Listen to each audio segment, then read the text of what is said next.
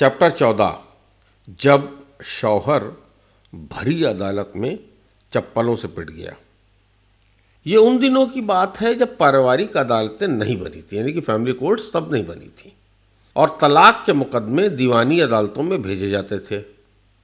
आपका खाकसार नया नया वकालत में आया था और तभी उसे तलाक का मुकदमा मिला। मुझे शौहर ने वकील के तौर पर एंगेज किया था। शौहर यानी कि हस्बैंड एक बड़ी कंपनी में इंजीनियर था। उनकी बेगम एक ज़मींदार घराने से ताल्लुक़ रखती थी और बहुत गुस्सेवर थीं। हमने तलाक का मुकदमा उस ज़मीन पर दायर किया था कि बेगम साहिबा गुस्से में न केवल अपने शौहर से बदजुबानी करती थीं बल्कि कभी कभी तो हाथ आए बेलन या चिमटा से उनकी खूब आव भगत करती थीं। मैंने शौहर से पूछा कि जो इल्ज़ाम वे लगा रहे हैं उनका कोई सबूत उनके पास है कि नहीं, मगर बंद कमरों में की गई मारपिटाई का कोई सबूत शौहर के पास नहीं था। यानी कि मुकदमा हारना मेरे लिए तय था। कोई जुगत ना लगती देख एक दिन मैंने शौहर से पूछा कि बेगम साहिबा कहीं मर्दों की शौकीन तो नहीं है, यानी कि चरित्र के मामलों में कमज़ोर तो नहीं है। लेकिन शौहर ने मुझे दो टूक जवाब दिया, बेगम साहिबा इस मामले में कमज़ोर नहीं है और उनका किसी से भी कोई भी आंख मटक्का तक नहीं है। मेरा दिमागी फितूर जागा और मैंने शौहर को समझाया कि वो एक बार फिर भरी अदालत में पिटाई के लिए तैयार हो जाए। मामला एक एडिशनल डिस्ट्रिक्ट जज मल्होत्रा साहब की अदालत में पहुंचा। मैंने शौहर को जज साहब के सामने पेश किया और जज साहब से कहा कि शौहर का बयान रिकॉर्ड कर लिया जाए। बेगम साहिबा गोरी चिट्टी, लंबे कद की, भरे बदन की अदालत में मौजूद थी और उनके वकील साहब जो मुझसे बहुत सीनियर थे वो भी अदालत में मौजूद थे। मैंने शौहर से पूछना शुरू किया, ये बताइए बेगम साहिबा ऐसा तो नहीं है कि दूसरे मर्दों की शौकीन हो? शौहर ने जवाब दिया, जी ऐसा लगता है। इतना सुनते ही वे भरी अदालत में भड़क उठी और तेज आवाज में बोली, कमबख्त कुत्ते, घर चल तुझे देख लूंगी। उनके वकील साहब ने उन्हें हिदायत दी कि वो अदालत में कुछ ना बोलें और उन्हें समझाया कि हम उन्हें भड़काने की कोशिश कर रहे हैं, लेकिन बेगम साहिबा अपने गुस्से को जब्त नहीं कर पा रही थी।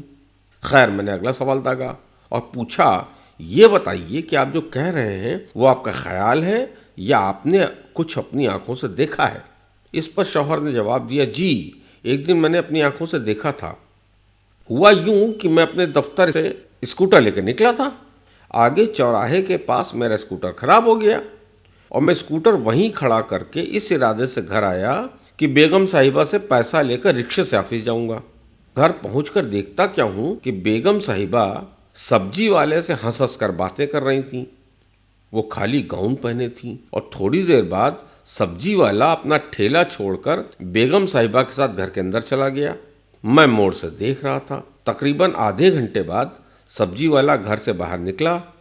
बेगम साहिबा के बाल खुले हुए थे और उनका गाउन भी बेतरतीब था और सब्जी वाला उनसे निहायत बेतकल्लुफ़ी से पेश आ रहा था। ये सारी बातें निहायत बकवास थीं, लेकिन मैंने अपना काम कर दिया था।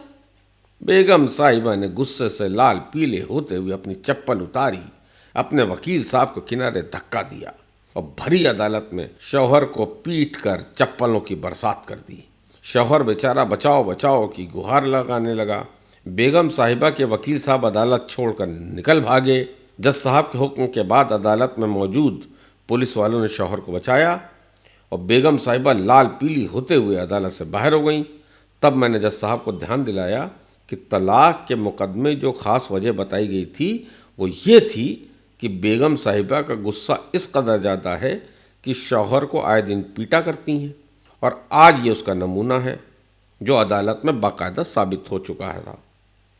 कहने की बात नहीं, इतना पिटने के बाद शौहर मुकदमा जीत गया और मैं शान से अदालत से बाहर आ गया। जब बेगम साहिबा के वकील मुझे बाद में बार एसोसिएशन में मिले तो उन्होंने मेरी खूब खबर ली और बोले, निहायत नालायक और नामाकूल हो जो घर की औरतों पर बेजा इल्ज़ाम लगाते हो। मैंने अपनी बदतमीज़ी के लिए उनसे मुआफ़ी मांग ली।